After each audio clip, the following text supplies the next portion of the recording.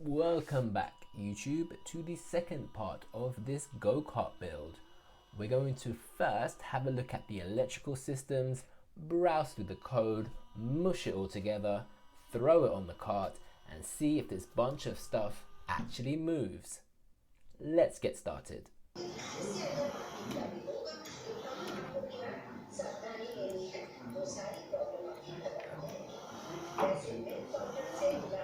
The electrical system for this go-kart begins with a 24-volt battery power supply. That's 6 series lithium-ion cells. That 24 volts goes through a switch. This is a car battery isolator switch, which should have enough headroom for the amperage that's going to be going through the system. Once through that switch, that 24 volts goes to a couple of places. The first one being a 5-volt voltage regulator, and the second being a motor controller. This is a H-bridge Kryton 20 amp module, and I found this module to be extremely reliable versus the cheap H-bridge I had at the beginning, which exploded very quickly. The 5 volts feeds a couple of things. The first one being the heart of the system, which is an STM32 blue pill. The STM32 powers an LCD display, so the direction that we're going in will be shown here. The direction can be controlled with this gear shift micro switches, so one for going forward, one for going backwards. Maybe I'll come back to this and have a couple of different speed options, so you can press gear shift twice once you reach a certain speed, which makes you go faster. The throttle and brake is also controlled by this micro switch, so pressing this down makes this go and releasing makes this stop. There is also this cool little doodad, a engine start button, which illuminates to be red. When pressed, that will send a signal into the STM32, and that will trigger a sound effect of an engine starting, a vroom vroom sound effect, played through this MP3 module, which drives a speaker directly.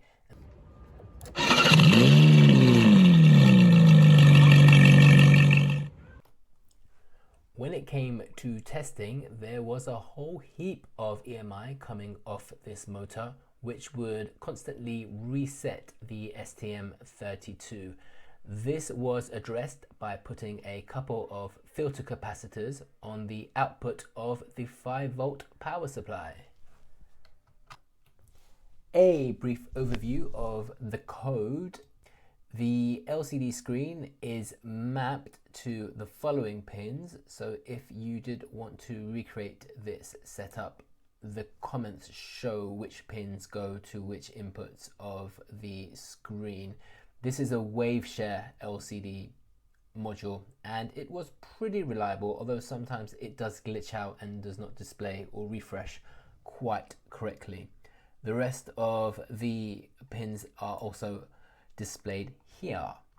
The main configuration for the vehicle would be in this section highlighted. You have the maximum speed that the kart will get up to, and the initial speed, and how long you should go from the initial speed to the maximum speed. It reaches its destination speed by ramping up between this delta. So it does not go from 0 straight to its max speed, but it accelerates, mimicking what a real vehicle does. The same thing with reversing. The deceleration time is essentially how fast it takes us to brake. We do not stop the go-kart straight away. We slowly accelerate down or decelerate down. We slowly slow down, and within this much time we would have come to a stop. Go-kart relies on a state machine, and here are the states that the kart can be in. This is the movement state, and this is the overall state of the go-kart. The next most interesting, there's a bunch of initialization things. There's a blink method. If when I first didn't have the screen working, this is how I'd get messages from what the controller was doing, normally something incorrect. The next most interesting thing would be the ramp. So this is what actually handles the speed of the machine, and when you are accelerating, your current speed is then mapped to your start and end speed, so you do end up with that smooth acceleration. And this is basically the heart of that algorithm, and it does the same thing for when you are slowing down but using the deceleration time instead. It was set up to use interrupts, but for some reason, and I'd imagine this was to do with the EMI, the interrupts kept on being triggered extremely randomly. So I had to ditch the interrupts and just call these functions directly. It didn't have any kind of impact upon the final working of the machine, but it was something I would keep in mind next time. It's probably much more to do with electrical isolation than it is to do with the STM32 itself. That's the code. This code will be on GitHub, so you can download this and have a good laugh at the clumsiness of some of these sections. Let's build the rest.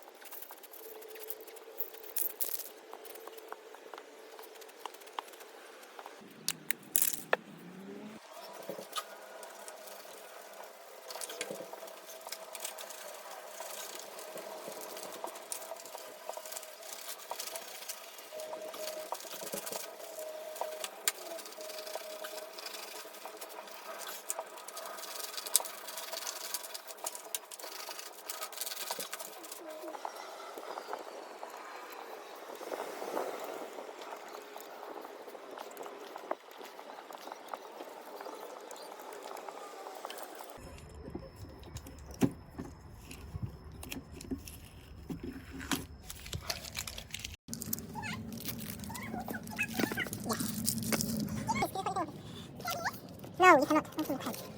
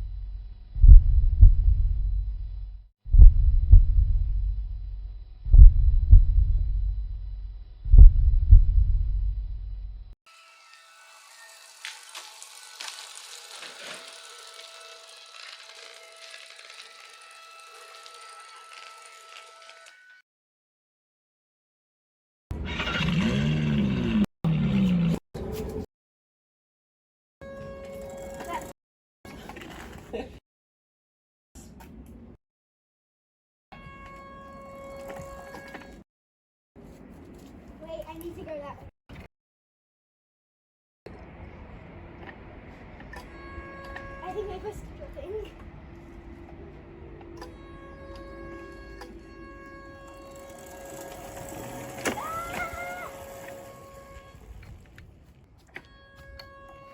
I need to come back.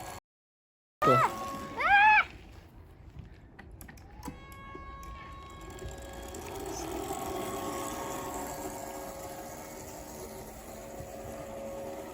Wait, can you get another on the money?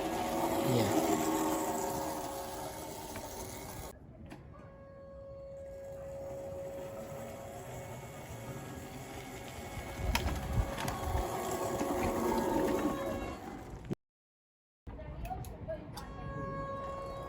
Stop, stop.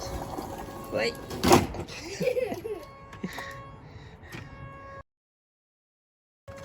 need to make it good. Thank you very much for watching, and maybe I'll see you next time. Cheers!